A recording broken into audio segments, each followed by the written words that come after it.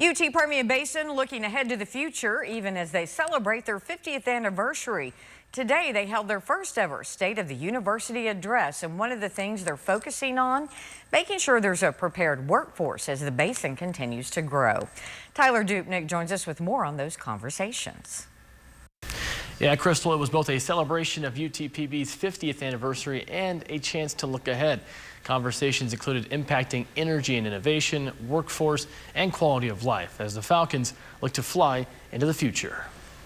UT Permian Basin is truly a regional university. We rely heavily on this university being strong, with a focus on meeting regional needs, says UTPB President Dr. Sandra Woodley. Making sure that our programs and our degrees are relevant for what's needed here in the workforce. We know we need more accountants and teachers and engineers and all of the behavioral health workers for the new behavioral health center. Over 38,000 jobs in the Permian Basin requiring a bachelor's degree is the expectation in the next 2 decades.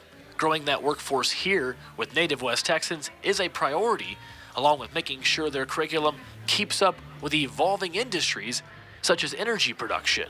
We're pulling together geology and computer science and physics and math and computer science into our engineering college. More and more of energy is automated. There's so much more analytics and technology involved in the energy business, and we want to make sure that our graduates have all of those skills as they leave here.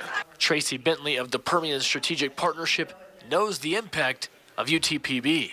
we're going to heavily rely on the university, and so I think in the future you will find PSP supporting those growth efforts, specifically, of course, in the energy industry, but also in healthcare and education and so many other things. The university is pivotal to our growth.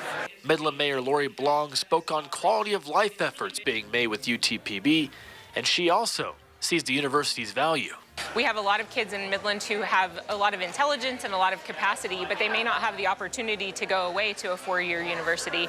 And so UTPB is able to get some of those kids trained and into our workforce. Also with non-traditional students, people who've gone back to school, UTPB is meeting a niche need in our community for not just our undergraduate, but for graduate degrees to be able to advance our communities.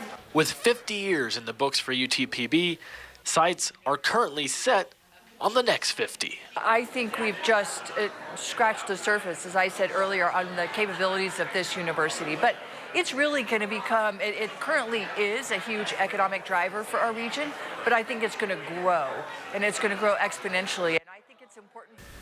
Now, UTPB served about 7,500 students last year, but Dr. Woodley told me that they will need to be twice that size to meet the needs moving forward. She added that the university is about to renovate its 50-year-old Mesa building, progress that they are excited to see in the next few years as growth continues.